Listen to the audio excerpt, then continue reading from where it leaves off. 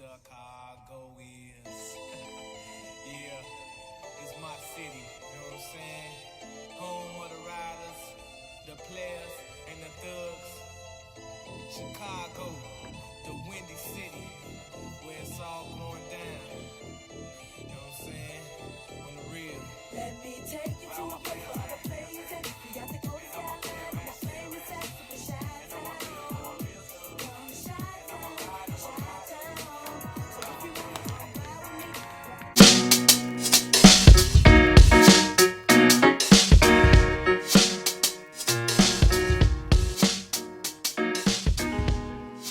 Welcome back, y'all. We have another dope episode of On the Scene with me, Maubra Foster, being your host today. Hope everyone is having a great Friday.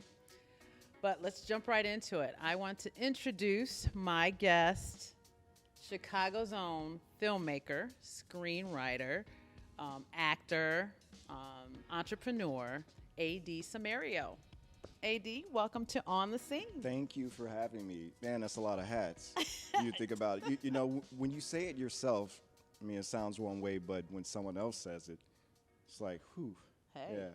you definitely wear many hats. Yeah, 2021 has been huge for me, actually. 2018 started off with publishing my first book, Borrowed Time, which Okay. I made sure Oh, and I got forgot you to your add that author. Okay.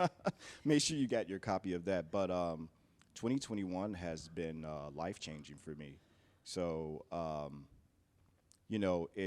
it started with, I guess, a change in my mindset, and what direction that I wanted to go to. Mm-hmm. So, just a disclaimer to everyone.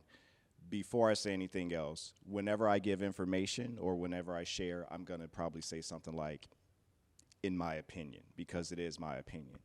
I'm never going to give bad advice, but it's what works for me, and what works for me might not work for everyone else. Right. So I came into 2021 like still a fresh actor, started acting. I have an agent, but I haven't been doing all that much. But I started to see the more that I was on set, there were other positions or other part of productions that I wanted to be part of. Okay. So I'm like, well, the best way to grab the bull by the horns is to, do my research, educate myself, and, do some of these things myself. So Right. first person I'm going to mention, I got a friend named Courtney Harris, right? Really great guy, very talented guy. I want Courtney to come out of retirement. He's in retirement right now. But we have these conversations back and forth, and what he said to me was, he goes, man, you do some of everything, and everything you do, you're really good at it. And so he goes, do you know what the real saying is of jack of all trades? And I said, yeah, of course. I get it. I get what you're saying. And he was like, no, you don't get it. I'm like, I get it. Jack of all trades, master of none. He goes, that's what they want you to believe. And so I'm like, well, what do you mean by that? He goes, look up the real saying. I just recently learned this, as old as I am. The real saying is, jack of all trades, master of none, oftentimes is better than a master of one. So that goes to show you how people will change the narrative Yep. to make something and keep you where you're underneath them to a degree. And when he said that to me, it was just more affirmation of everything that I was doing, because I'm never going to touch something or you put your baby toe in the water, but I'm never going to touch something and not give it 110%. If I'm going to, go into acting, I'm going to 110%, I'm going to dive into it. I'm not going to know everything right off the bat, but I'm going to give it, 110%. So this year has seen me kind of, trying to get my things together as an actor, maturing a bit, but it also saw the start of Fedora Film Productions, which is my production company. Congratulations on that. Thank you. And I'll get into that in a second, but this was the first time William Jefferson Jr., shouts are going to go out My set son. all Shout day out, long, William. man. You know what? It's a team effort at the end of the day, and you're my family. We're all family here, and we all help one another. And William, he came aboard. He came to me and he's like, can you write a short film? And I've never written anything for, short film, nevertheless a film festival. So I'm like, I hope so. I wrote a book. He's like, but there are rules to this. I'm like, rules? What do you mean? He goes, they're going to give you a slew of rules, so we can't write it until the clock starts ticking for this 48-hour film festival. I'm like, rules, right? So, boom, fast forward, rules are set. I'm looking at this thing, and we're all at a table together, and I'm like, they're like, what do you got, AD? What do you need us to do? And I'm like, leave me alone. And so William looked at everybody in the room, and he looked at me, and he knows me. He's like, he didn't mean anything by that, but he's serious. 2.5 hours later, I had wrote the decision, which won Best Film for the Manitou 40-Hour Film Festival. So my first short film that I had written, that was actually shot, won Best Film, and the actress involved, it was her first time acting, and with some coaching from William and myself, she won Best Actress. So that was groundbreaking for me. There are people who do this on a regular. I've been in so many film festivals, I did this, but lightning struck for me. The stars aligned, and it was a 1-in-1, So I'm just really enjoying and riding the momentum because this is what I like to do. Writing is what I love to do. There was nothing like seeing someone bring your characters to life for the first time on film.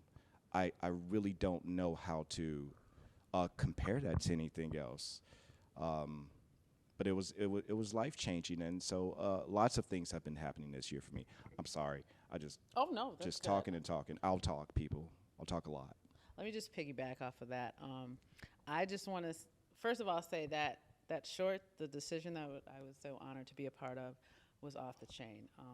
I want to thank you and William for giving me that opportunity, because that was like my first dramatic role. And that I didn't know. Yeah. Wow. I'm always playing the nurse roles, the lawyer, the news reporter. So that was intense. And nailed it. Nailed Thank it. you. That was crying. Thank you. Oh my God. If you see the BTS of the decision, we got 5 minutes of footage here. Of course it was short. You have 48 hours to do everything. You have 48 hours to write, cast, shoot, direct, edit, sound, and put everything together. You literally have 2 days to do that. So my whole thing was get what I can get done quickly, see who I have in a room, kind of read the room and see who has the strengths somewhere or weaknesses other places, and put everyone in a position where they could shine. I mean, I could just write something to be writing it, but I wanted to write around the cast to a degree, our location, and I wanted to do something. I'm always going for emotionally driven stories, right? I'm a drama person. Human emotions expert, I've dubbed myself. And that's my ability to hone in and make people cry, make people laugh. I think one of the greatest things that you can do is have control over another human being's emotions in a positive way, right? It's breathtaking when you can take a person's emotional state where they were and put them in a different place, and then ultimately bring them back, take them through the hero's journey. And that's what I aim to do in every piece of my writing, even if it's a short story to a feature-length film or a novel novella. Yeah. Now, I know that the decision was a short. Do you have any plans of making it a full feature? You know what? I would have to talk to the great director, William Jefferson Jr. Hint, on hint. that. William and I have so many tricks up our sleeve, and it's so amazing this collaborative effort with. I've been able to work with so many great people, from independent directors, producers, to actors, to some of the greats. I mean, even when I do small little background roles, I had the opportunity to chat with Courtney B. Vance, with Joseph Sikora. Even just the knowledge transfer, there's nothing like it. And for people who want to get into the film and television industries, whether it's writing, producing, acting, or whatever, just do it. No, That's right. Like, I have to be honest with you people on this. There is manifestation, but there is not manifestation without work. There you go. However, do not expect a slew of support. Don't. Go into this and be your own cheerleader. Go get your pom-poms right now. Celebrate your small victories. We just had a conversation before this interview about time management. Some of the greatest and most successful people in this world can do two things.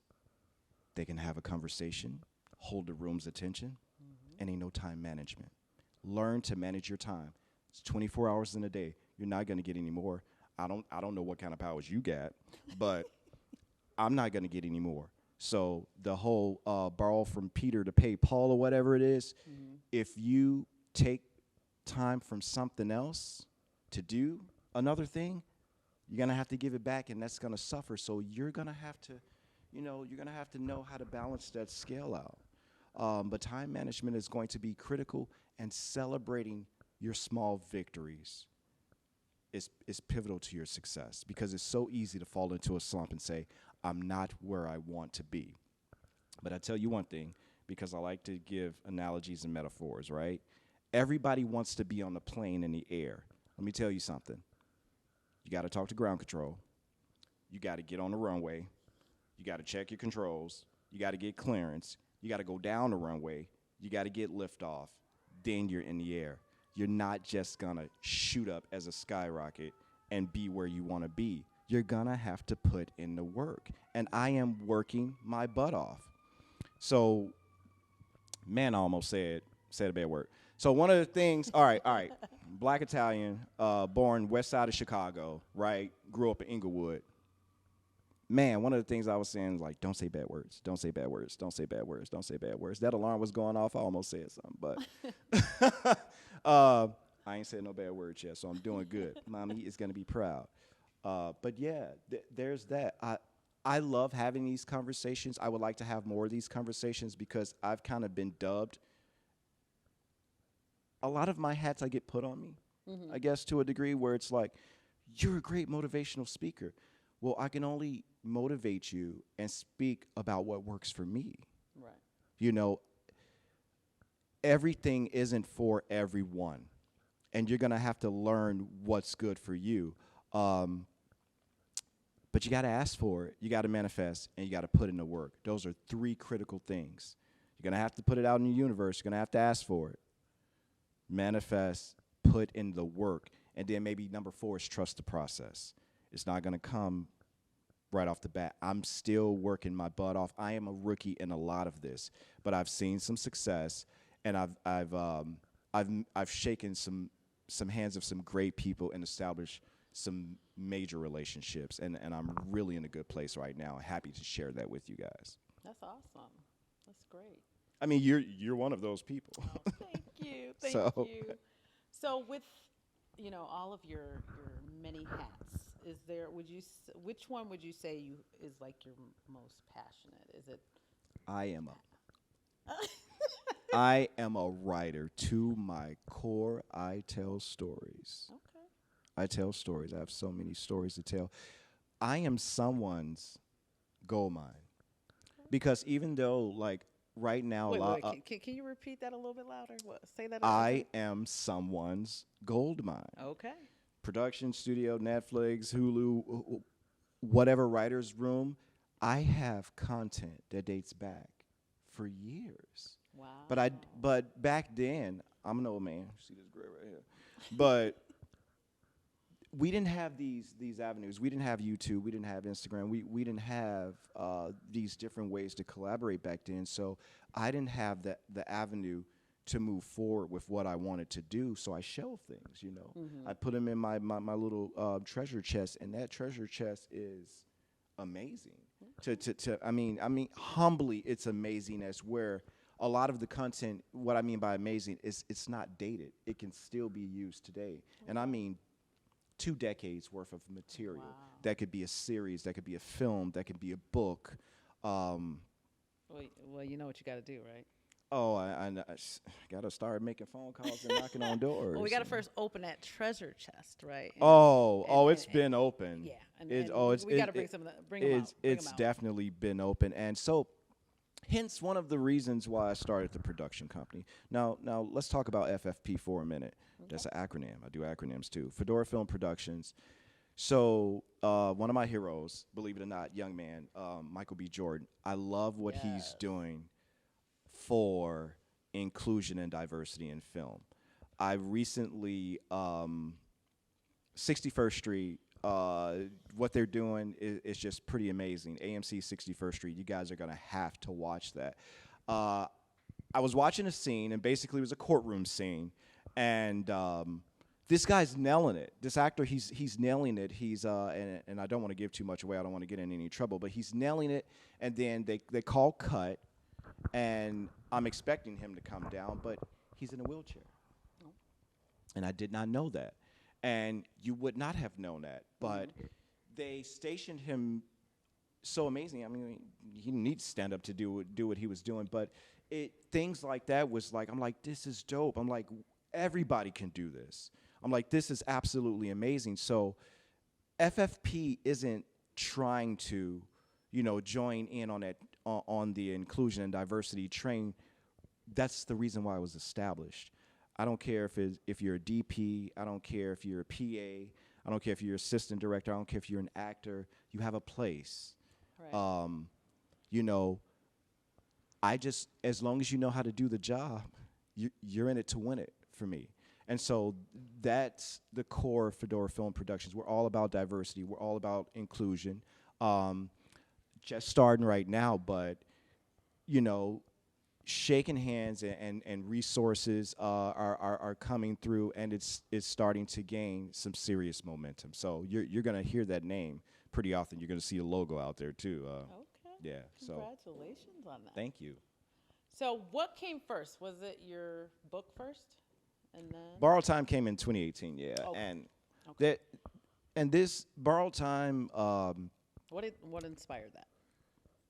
life. I think all of writing is inspired by life. They say, what is it? Life imitates art. Art imitates life. Goes hand in hand. So, someone asked me, I love your writing. How did you become such a good writer? And I said, I lived life.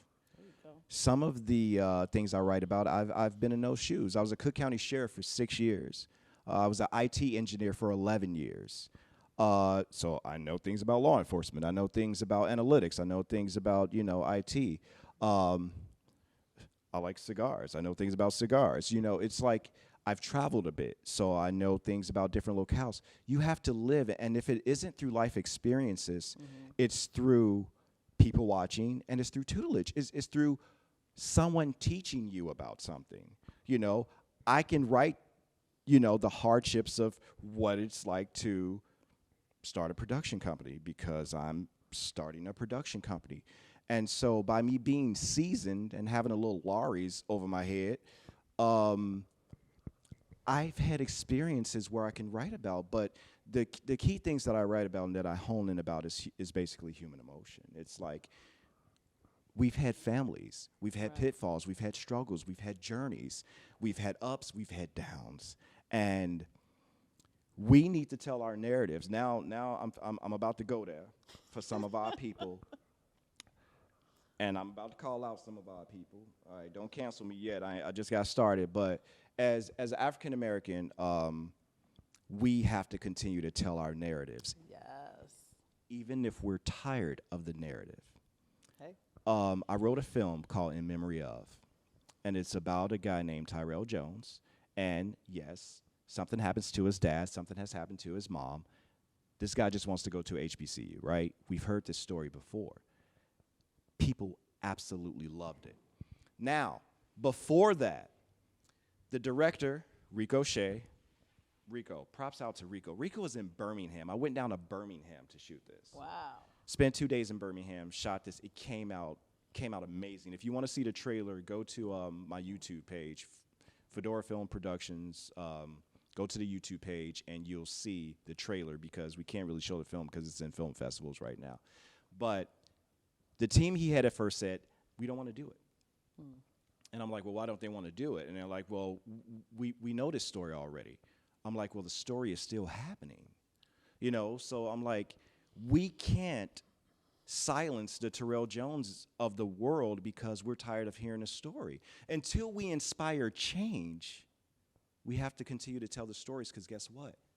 Somebody else will tell it for us. Right. And a lot of times it's not even our own people telling the stories. It's somebody else telling our stories for us. So we have to continue to tell our narratives until we change what we want. And then we can tell everything else around it. But I'm going to continue to tell these stories because I've lived it. I've seen it. I've been part of it. And it's important. And I have a quote. I have quotes. Go ahead. And I think my most important quote is, there are two types of people in this world. Those that inspire change and those affected by change inspired by others. So you can be the one to inspire change and make change brought about, or you can be under the umbrella of somebody else's change. And we find ourselves under the umbrella all the time with politics and our politicians and with our government. So be that person to inspire change. That way you're at the helm, I had a person tell me, you seem like a person that likes to be in charge. Maybe, but an effective leader is a person that can step back and put people in place around him that he trusts to do the things he knows he's not good at. So it's one thing to be in charge and be it's all about me, end all be all, or to be in charge and put a team in place that you trust. And we just talked about that. I'm looking off camera for a reason. Very intelligent guy I just had a conversation with. You put those people in place and you trust that they do what they do. If someone's going to bring me aboard as a writer, they're not going to piggyback on me as a writer. They're going to be like, what you got? But they're going to let me, have the creative control and they're going to expect me to do my job, and I'm going to do it. Yeah.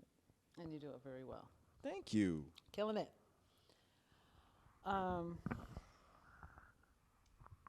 What are your top 5?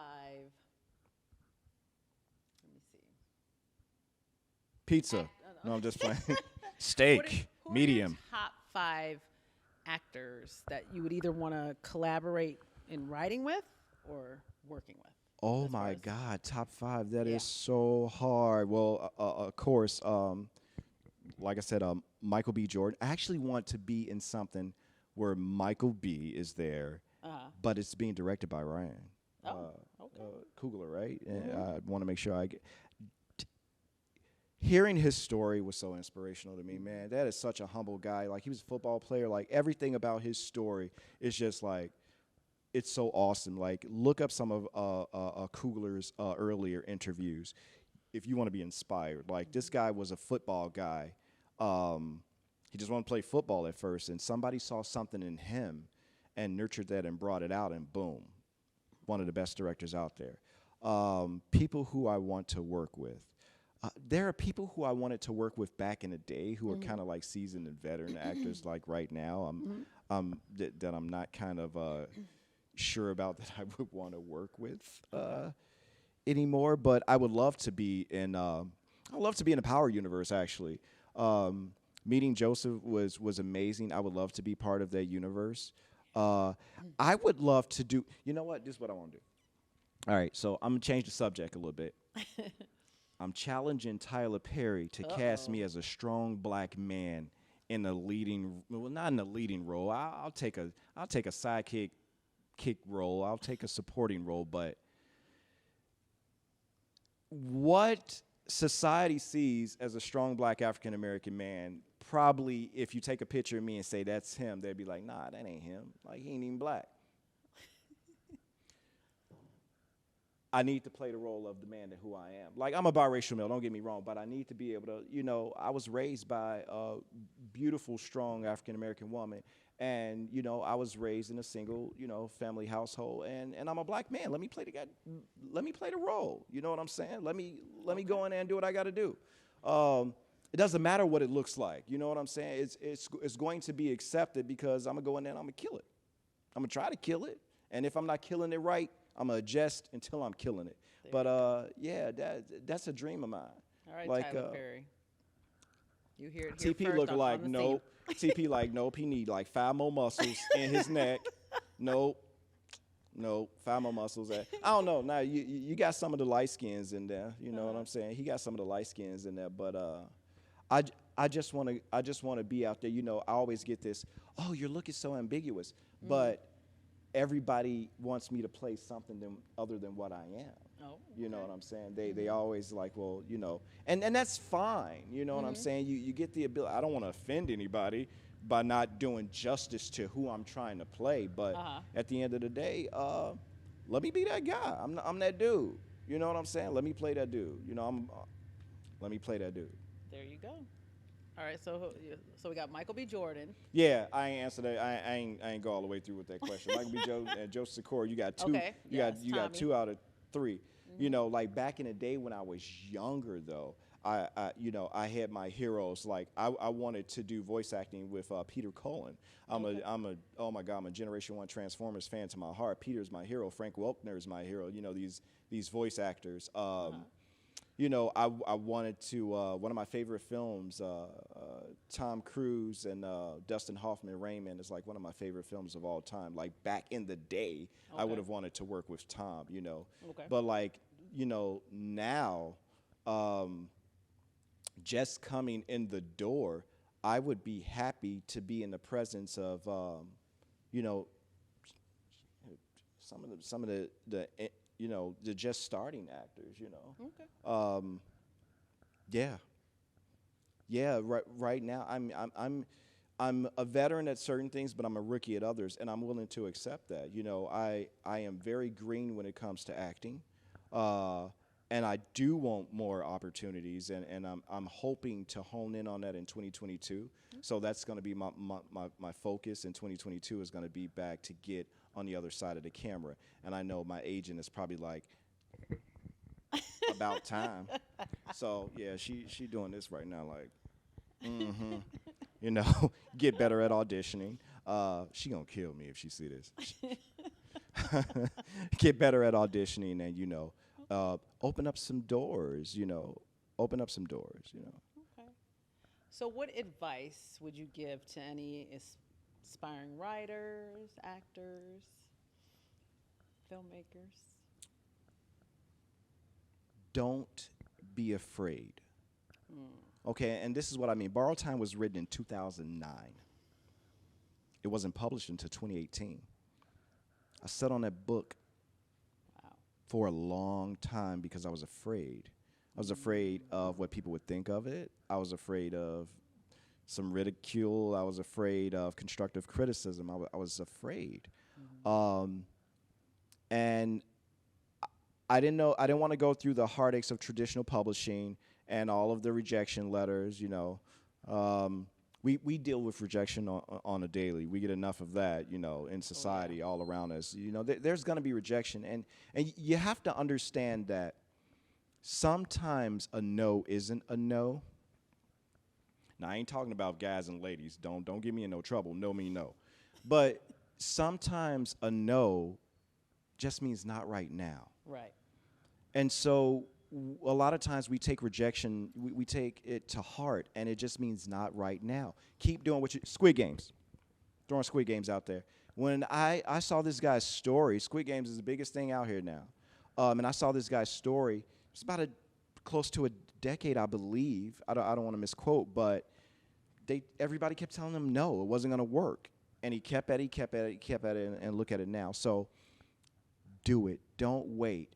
When you wait, someone else is going to do it. Right. Someone else is going to do it before you. But not only that, if you have talent, you're doing your future fan base a disservice of not putting your work out there. There is some kid, some nurse, some one that's going to be inspired by what you're doing. And if you hold it all to yourself, it's the talent that God or whoever you worship gave you, and you're keeping it in your pocket. Do it. Please, trust me, do it. It's going to be scary. It's going to be stepping out on the edge. You are not going to get a lot of support. I keep telling you guys that. Be your own cheerleader. Take your time. You know, people are like, I got to do this. I just started acting. It's not happening fast enough. This isn't happening. That's the film and television industry predates you. It will be here after you're long and gone. There is no rush. There is a place for you at every age range in this industry, right? But pretty much get out there and do it. The other thing is, you have to say in your heart, what defines success? Right. How do you measure success? Some people will say, oh, I got a lot of money, so wealth is success. That's not what that is for me. It's leaving a legacy behind. So making a mark, inspiring. So something that is there after I'm gone still says, AD was here. Or doors that I open up for my children, doors that I open up for my grandchildren. That's how I measure and I define success. You have to know what your measurement is and how you define success, because that is going to get your focus where you need to be. And if you don't know that, you're just going to be chasing your tail at this point. True. Woo. Be intentional and be, what's the word I'm looking for? Be precise. Don't just say, I want to be rich, I want to be an actor, I want to have a lot of money. No, I want to be an actor. I want to specialize in drama. I want to act with this individual for this production, for this. You have to be precise when you manifest. You definitely want to have, you know, it shouldn't be a overall blanket. You know what I mean? Right. Yeah. Woo. Boy, AD dropped some serious gems today, y'all. Telling you. So how can people follow you? You can Google me. Oh, you're Okay, look. So what AD is not good at? Instagram. I think I got like a half a follower, and that's probably because somebody's infant like pressed the button on their phone and like added me or something. I am terrible with social media, but I do have an Instagram. I believe it's a Sommerio, like literally Google Sommerio, Sommerio, and you'll find me. I'm Googleable. AD Sommerio on Facebook. Actually, FedoraFilmProductions.com.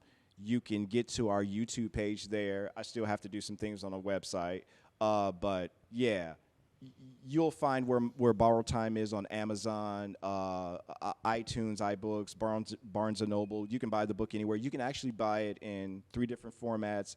There's an audiobook for it, paperback. Do you have your copy of the book? I do. She wanted that copy of the book, and then she was like, oh, thank you. And then she just like put it up somewhere. I'm going to totally read this.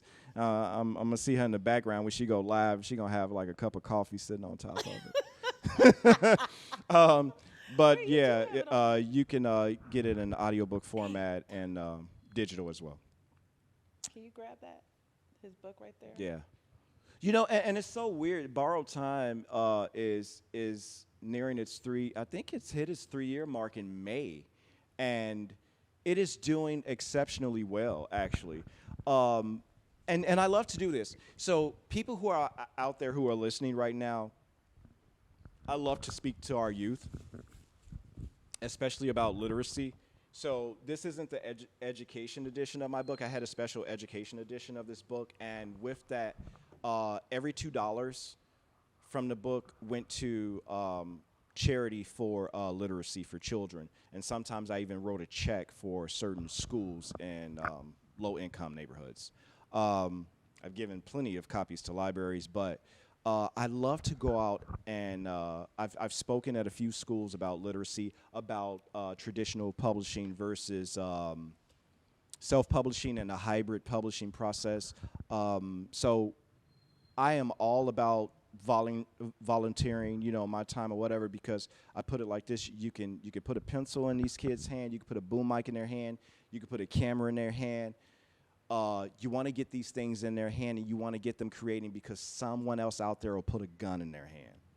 And this is the problem that we're having right now. So our youth needs us. One of the other things a lot of people don't know, I'm a licensed drone pilot. And so I really want to get into training kids on how to fly drones and use drones. That's the future. Cinematography with drones, things of that nature. So if I have the bandwidth, I'm definitely willing to volunteer my time to, come out to speak, whether it's camp or school or, whatever. awesome. No, definitely. Yeah, That's I'm really trying to get enough money to be an awesome philanthropist. Philanthropist. But yeah, that totally twisted me up. But I'm gonna do what I can with the resources I have for now. I'm definitely gonna give back. I'm always trying to give back. That's awesome. Well, AD, I want to thank you so much. Yeah, I let her say like 6 words. But, I cannot end the show without, as you guys know, I love giving my gifts. I know. I've been I waiting on this have shirt. A On the Scene t-shirt for you. Look at my shirt. But that's not it, though. That's not it, though. You get the matching mask. Oh, I get the matching mask. Yeah, because, it's COVID times, you guys. So I'm gonna do a dad's calendar with this shirt. Oh. It's gonna be December. Okay. So I want to thank you again for gracing our platform. It was an honor to have Thank you for having me. Oh, anytime. I love to do stuff like this. I can talk forever, as you see. That's okay. Yeah. Hey. So definitely you have to come back and hang out with us again. Oh no, 100%. There's so many different things to talk about. Like we only got a chance to skim across the surface. Oh, don't worry. You'll have plenty more. Because remember, you're a gold mine. You got that. I'm telling you, man, I love the collaborative effort, but I really want to get to the point to where I'm starting to get handsomely paid for what I do. Oh, you'll get there. And I believe I'll get there. You know, that's not really what I'm all about right now, but it helps. It helps to buy me peace. Definitely. It'll pay bills. Bills have Definitely. to be paid, or they come and they take your stuff. There you go. Yeah. All right, you guys. So do I drop the mic? Well, what do I do at the end? Do I be like like that? No, I just get up and I just like walk off like uncomfortably. He's a comedian, y'all, too. No, I am absolutely not. You guys are gonna get the real comedian later on today. It's not me. I'm terrible. So thank you again. We had so much fun with you. I had a blast with you. You guys, that's it for another dope episode, but don't go anywhere. Stay tuned. We got another guest coming right up. Peace.